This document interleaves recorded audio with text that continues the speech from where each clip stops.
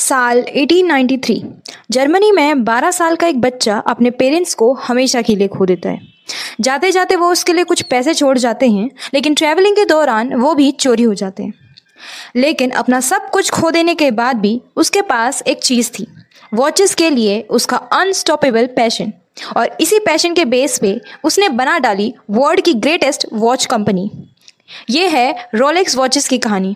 Germany में केवल 12 साल का हांस विल्सडॉर्फ अपने माता पिता की डेथ के बाद एक ऑर्फन बन चुका होता है, और ऐसे में उनके फ्यूचर में बस अंधेरा ही अंधेरा था। ऐसे में रिलेटिव्स ने उनका बिजनेस बेच दिया और उनको बोर्डिंग स्कूल में डाल दिया। स्कूल के दौरान उनकी एक स्विट्जरलैंड के लड़के के साथ दोस्ती हुई, जिसने उन्हें स्विट्जरलैंड के वॉच मेकिंग कंपनी के बारे में बहुत कुछ बताया। और ये सब जान के हांस के अंदर से आवाज़ आई कि उनका फ्यूचर इसी इंडस्ट्री में है। इसीलिए 1900 में केवल 19 साल की एज में वो जर्मनी छोड़ के स्विट्जरलैंड की ओर निकल पड़े। वहाँ उनके क्यूना कॉटन नाम की वॉच मेकिंग कंपनी में जॉब मिल गई। यहाँ उनका काम था डेली कई 100 पॉकेट वॉचेस की एक्यूरेसी को चेक करना, और इसी काम को करते करते उनके अंदर परफेक्ट वॉच को बनाने का पैशन डेवलप हो गया। 1903 में उन्होंने लंदन जाके वहाँ सेटल होने का डिसीजन ले लिया, और इसी जर्नी में उनके पेरेंट्स के दिए हुए 33,000 जर्मन गोल्ड मार्क्स चोरी हो गए। ये उनके लिए एक बहुत बड़ा सेटबैक था, बट उसके पास आगे बढ़ते रहने के अलावा कोई और ऑप्शन नहीं था। लंदन पहुंच के उन्होंने एक दूसरी वॉच मेकिंग कंपनी में सेल्स एंड एग्जीक्यूटिव का काम देखा, एंड अगले 2 सालों में उन्होंने वॉच मेकिंग इंडस्ट्री में मैन्युफैक्चरिंग, सेल्स और सबसे इम्पॉर्टेंट कंज्यूमर बिहेवियर को जाना। और उन्हें रियलाइज़ हुआ कि अभी वॉच मेकिंग कंपनी अपनी वॉचेस को कुछ ज़्यादा ही फैंसी और डेकोरेटिव बनाने में फोकस करती है, जबकि कस्टमर को सिंपल, एक्यूरेट, ड्यूरेबल और एलिगेंट वॉचेस चाहिए थी। और इसी सिचुएशन को बदलने के लिए 24 साल की उम्र में उन्होंने अपना खुद का वॉच मेकिंग बिजनेस स्टार्ट कर दिया। बिजनेस स्टार्ट करने के लिए हांस के पास पैसे नहीं थे, इसीलिए उन्होंने अपने ब्रदर इन लॉ को कैपिटल के बदले अपना बिजनेस पार्टनर बना दिया। और इसी तरह 1905 में एस्टेब्लिश हुई विल्सडॉर्फ एंड डेविस फर्म। सबसे पहले उन्होंने देखा कि ट्रैवलर को वॉच कैरी करने के लिए बहुत ज़रूरी होती है, ताकि वो टाइम से ट्रेन या बस पकड़ सके और टाइम पे डेस्टिनेशन पे पहुंच सके। इसीलिए उन्होंने पॉकेट वॉच बनाने का फैसला लिया। उन्होंने इसका साइज छोटा रखा ताकि इजीली कैरी हो सके, और इसका पाउच हाई क्वालिटी लेदर से बनाया ताकि प्रीमियम दिखने के साथ साथ ट्रैवलिंग के दौरान ये टूटे नहीं। और इन्होंने इस वॉच का नाम रखा पोर्टफोलियो पॉकेट वॉच। और कंपनी के एक प्रोडक्ट के हिसाब से ये काफ़ी सक्सेस हुई। इवन दो हांस ने इसी कंपनी की शुरुआत एक पॉकेट वॉच से करी थी, लेकिन वो हमेशा के लिए पॉकेट वॉचेस नहीं बनाना चाहते थे। उनका प्रेडिक्शन था कि फ्यूचर में रिस्ट वॉचेस पॉकेट वॉचेस को कंप्लीटली रिप्लेस कर देंगी। इसीलिए हांस ने अब अपना प्यार और focus world class wrist watches बनाने में लगा दिया। बट प्रॉब्लम ये थी कि उस समय के कस्टमर्स रिस्ट वॉचेस को एक्सेप्ट करने के लिए तैयार नहीं थे। उनका परसेप्शन था कि ये वॉच सिर्फ फीमेल पहना करती हैं, लेकिन हांस कस्टमर के इसी परसेप्शन को बदलना चाहते था। 1906 में हांस ने देख लिया कि ब्रिटेन में दोनों मेल्स एंड फीमेल्स ब्रेसलेट पहनना पसंद करते थे, और यहाँ उन्होंने बहुत बड़ी अपॉर्चुनिटी को स्पॉट किया, और उन्होंने मार्केट में सिल्वर और गोल्डन रिस्ट वॉचेस लॉन्च की, जिनका स्ट्रैप लेदर का नहीं बल्कि सिल्वर की चेन का था, जो बिल्कुल ब्रेसलेट जैसा दिखता था। साथ ही साथ वॉचेस को रिस्ट वॉचेस नहीं कहा, बल्कि उन्हें ब्रेसलेट वॉचेस कहा। और इसी स्ट्रेटेजी के चलते पूरे ब्रिटेन में उनकी वॉचेस पॉपुलर हो गई।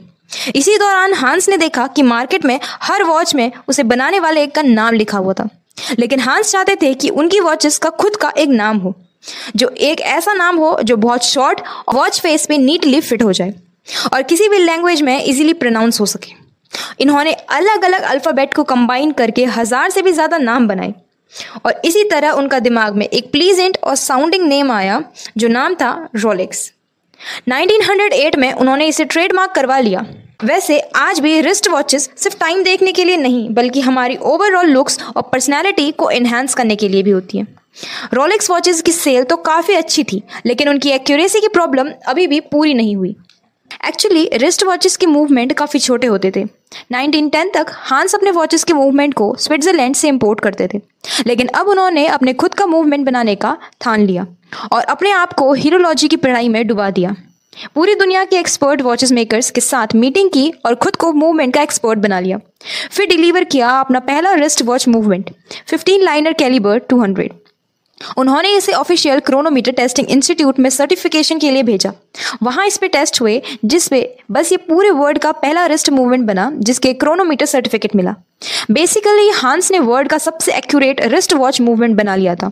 इस इनोवेशन के चलते रोलेक्स का रेपुटेशन काफी बढ़ गई और अब उनकी वॉचेस केवल ब्रिटेन में नहीं बल्कि काफी यूरोपियन कंट्रीज में भी एक्सपोर्ट होने लगी। 1913 तक हांस ने ब्रिटेन में विल्सडॉर्फ एंड डेविस के मल्टीपल ऑफिसेस सेटअप कर लिए थे।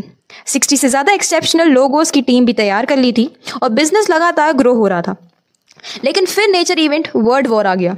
वर्ल्ड वॉर में खर्च निकालने के लिए ब्रिटिश गवर्नमेंट ने वॉचेस पे 33% की एक्सपोर्ट ड्यूटी लगा दी, जिसके कारण रातों रात फॉरेन कॉम्पिटिटर्स के कंपैरिजन में रोलेक्स की प्राइसेस 33% बढ़ गई और उनकी सेल्स क्रैश हो गई। क्राइसिस को सरवाइव करने के लिए हांस को अपनी कंपनी को ब्रिटेन से स्विट्जरलैंड शिफ्ट करना पड़ा। अभी तक तो रोलेक्स बस उनकी वॉचेस का नाम था, लेकिन स्विट्जरलैंड आके उन्होंने अपनी कंपनी का नाम रोलेक्स वॉच को लिमिटेड कर दिया और अपने कई बिजनेस ऑपरेशंस को जीरो से स्टार्ट कर दिया। वॉर के चलते लग्जरी वॉचेस का मार्केट क्रैश हो गया, लेकिन तभी भी हांस ने बहुत इंटरेस्टिंग ट्रेंड ऑब्जर्व किया। सर वॉर लड़ने वाली आर्मीज की तरफ से रिस्ट वॉचेस की बहुत डिमांड आ रही थी। एक्चुअली अभी आर्मीज को टाइम देखना बहुत जरूरी होता था ताकि वो अपने एक्शंस जैसे कब फायर करना है, कब आगे बढ़ना है वगैरह को प्रॉपरली कोऑर्डिनेट कर पाए। ऐसे में टाइम देखने के लिए पॉकेट वॉचेस को यूज करना प्रैक्टिकल नहीं था, क्योंकि केवल टाइम देखने के लिए सोल्जर्स को अपनी राइफल नीचे रखनी पड़ती थी, कॉर्ड खोलना पड़ता था। इसीलिए आर्मीज रिस्ट वॉचेस में शिफ्ट होने लगी। इसे देखते हुए रोलेक्स ने सोल्जर्स के लिए अपनी ट्रेंच वॉचेस लॉन्च करी। इन वॉचेस का ग्लास अनब्रेकेबल था और बॉडी काफी स्ट्रॉन्ग थी और उसमें ल्यूमिनिसेंट रेडियम आर हैंड दिया हुआ था ताकि लो लाइट में सोल्जर्स टाइम देख सके। वर्ल्ड वॉर फर्स्ट के सोल्जर्स को लोग अपनी कंपनीज में हीरो की तरह मानते थे और जब लोगों ने देखा तो वो भी वॉचेस पहनने लगे। और जैसा हांस ने सोचा था, रिस्ट वॉचेस ने पॉकेट वॉचेस को कंप्लीटली रिप्लेस कर दिया था। लेकिन अभी भी रिस्ट वॉचेस में एक बहुत बड़ी प्रॉब्लम थी, इनकी एक्यूरेसी बिगड़ जाती थी अगर डस्ट या पानी इनके अंदर चले जाए। और हांस इसी प्रॉब्लम्स को सॉल्व करना चाहते थे। उन्होंने ठान लिया कि वो एक ऐसा वॉच केस बनाएंगे जो बेहद टाइट हो, इतना टाइट हो कि उसका मूवमेंट कभी भी डस्ट, हीट और सबसे इंपॉर्टेंट वाटर से डैमेज नहीं हो पाए। हांस ने देखा कि अभी तक सभी watches work snap on mechanism से बनाई जाती हैं, मतलब वॉचेस के कंपोनेंट को सिंपली एक दूसरे के ऊपर फिट करके असेंबल किया जाता था, उसी तरह जिस तरह एक टिफिन को फिट किया जाता है। लेकिन इसी कारण वॉच में छोटे छोटे गैप रह जाते थे जिससे डस्ट और पानी अंदर चले जाता है। इसीलिए रोलेक्स ने पहली बार स्क्रू ऑन मैकेनिज्म के साथ एक वॉच केस को डिजाइन किया जिसने वॉच कंपोनेंट में ग्रूव होते थे, जिस कारण ये आपस में फिट नहीं टाइटली स्क्रू हो जाते थे। और इसी साथ ही हर इंपॉर्टेंट पॉइंट पर रबड़ की रिंग होती थी ताकि बचे हुए गैप्स फिल हो पाए। फाइनली इस वॉच का वाइंडिंग क्राउन एक सबमरीन के हैच की तरह पूरी बॉडी को आपस में टाइटली सील कर देता था। ये वॉच बिल्कुल एक ऑस्टर की तरह बिना किसी इंटरनल डैमेज के अनलिमिटेड टाइम तक पानी के अंदर रह सकती थी और इसीलिए इसका नाम पड़ा ऑस्टर द रोलेक्स। ऑस्टर 1926 में लॉन्च होने के ये वॉच रिवॉल्यूशनरी थी, इसीलिए इसे प्रमोट करने के लिए रिवॉल्यूशनरी मार्केटिंग की जरूरत थी। तो उन्होंने इस अपॉर्चुनिटी के लिए मर्सेडीज, जो एक वर्ल्ड स्विमर थी, उन्हें चुना। मर्सेडीज ने अपने वॉच को अपने नेकलेस पे अटैच कर लिया क्योंकि वो इंग्लिश चैनल को क्रॉस करने वाली थी। कुछ ही 10 घंटे के टाइम में उन्होंने इंग्लिश चैनल को क्रॉस कर लिया था, लेकिन उसके बाद वो एग्जॉस्ट हो गई थी। इसीलिए उन्हें रेस्क्यू तो कर लिया गया, लेकिन उनकी स्विम सक्सेसफुल नहीं हो पाई। लेकिन रोलेक्स ऑस्टर को जब देखा गया और चेक किया गया तो वो परफेक्टली वर्किंग कंडीशन में थी। अपने स्विम के कारण मर्सेडीज वर्ल्ड में फेमस तो हो गई और उन्हीं के साथ फेमस हुई रोलेक्स ऑस्टर। हांस ने ऑस्टर और मर्सेडीज को न्यूज़पेपर में एक साथ दिखाया। ऑस्टर को एक फिश टैंक के अंदर रखकर डिस्प्ले किया जिसमें रियल फिशेस भी होती थी। 1928 में उन्होंने मिस एवेलिन ले नाम की टॉप ब्रिटिश एक्ट्रेस को as a brand ambassador hire किया। इन्होंने एड्स में भी रोलेक्स ऑस्टर पहनी थी और एक हाथ फिश टैंक में था। इतनी यूनिक मार्केटिंग स्ट्रेटेजी के चलते रोलेक्स के वाटरप्रूफ फीचर्स बहुत पॉपुलर हो गए और इनसे रोलेक्स की सक्सेस को नेक्स्ट लेवल पहुंचा दिया। लेकिन जहां पूरी दुनिया हांस और रोलेक्स की तारीफ कर रही थी, वहीं हांस सेटिस्फाइड नहीं थे। एक्चुअली उस समय की वॉचेस कंप्लीटली मैकेनिज्म वॉचेस होती थी, मतलब इन्हें किसी बैटरी से नहीं बल्कि एक मेन स्प्रिंग से मिलती थी एनर्जी। बेसिकली वॉच के क्राउन को घुमाकर इस मेन स्प्रिंग को टाइट करते थे। फुली टाइट होने के बाद ये स्लोली इनवॉइस होती थी और वॉच के हाथों को चलाती थी। सिंपली स्पीकिंग ये बिल्कुल एक लंबी चाबी वाली खिलौने की तरह काम करती थी। और ऑस्टर के केस में अगर वाइंडिंग के बाद क्राउन को अच्छे से टाइट नहीं किया जाए तो पानी अंदर जा सकता था। इसीलिए हांस का अगला गोल था एक फुली ऑटोमेटेड वॉच बनाना। हांस सालों तक इस प्रॉब्लम को सॉल्व करते रहे और फाइनली इन्होंने इन्वेंशन किया परपेचुअल रोटर का। वैसे ये एक सेमी सर्कुलर रोटर था जो वॉच के अंदर पूरा 360 डिग्री घूम सकता था। ये रोटर मल्टीपल गियर्स के थ्रू मेन स्प्रिंग से कनेक्टेड होता था। डेली लाइफ में जब वॉच को पहनने वाला अपने हाथ या रिस्ट को मूव करता था तो ये रोटर घूमता था, फिर गियर्स के थ्रू ये एनर्जी ट्रांसफर होती थी और अल्टीमेटली मेन स्प्रिंग टाइट हो जाता था। मतलब केवल उसे पहनने से स्प्रिंग वाइंड हो जाता था और इसीलिए इसका नाम पड़ा द रोलेक्स ऑस्टर परपेचुअल। पहले भी ऐसी ऑटोमेटेड वॉच बनाने की कई कोशिशें हुई लेकिन रोलेक्स पहला था जिसने इसे इतना सक्सेसफुली बनाया था। परपेचुअल ने रोलेक्स और हांस को वॉच मेकिंग दुनिया का लेजेंड बना दिया। लेकिन तभी 1939 में एक बहुत बड़ी मुसीबत आ गई, वर्ल्ड वॉर 2। इसके चलते पूरी दुनिया की सप्लाई में डिसअपियर हो गए और रोलेक्स की सेल्स फिर से क्रैश हो गई। अगले कुछ सालों तक भी मुश्किलों के बाद भी हांस ने रोलेक्स का सर्वाइवल इंश्योर किया। लेकिन फिर एक और ट्रेजेडी हो गई। 1944 में उनकी वाइफ की डेथ हो गई। पिछले 6 साल उनकी लाइफ का सबसे चैलेंजिंग टाइम था, लेकिन बचपन से ऐसे चैलेंजेस फेस कर करके उन्होंने अपने फाइटर माइंडसेट डेवलप कर लिया था। इसीलिए उन्होंने अपनी एनर्जी को रीग्रुप किया और वापस उस काम में लग गए जिसमें वो वर्ल्ड बेस्ट थे, यानी वर्ल्ड बेस्ट वॉचेस बनाना। 1945 में रोलेक्स ने अपनी 40th एनिवर्सरी पूरी करी और इसी ओकेजन पे उन्होंने लॉन्च की रोलेक्स डेटजस्ट, जो दुनिया की पहली ऑटोमेटेड वाटरप्रूफ वॉच थी जिसमें डेट भी दिखती थी। लेकिन एक प्रॉब्लम थी, कुछ लोगों ने कंप्लेन करी कि डेट का डिस्प्ले बहुत छोटा होने के कारण उन्हें देखने में प्रॉब्लम होती थी। वो सोल्यूशन ढूंढने निकल पड़े। कहा जाता है कि एक दिन हांस की वॉच के ऊपर पानी की बूंद पड़ी जिससे उन्हें डेट मैग्नीफाइन होकर दिखने लगी।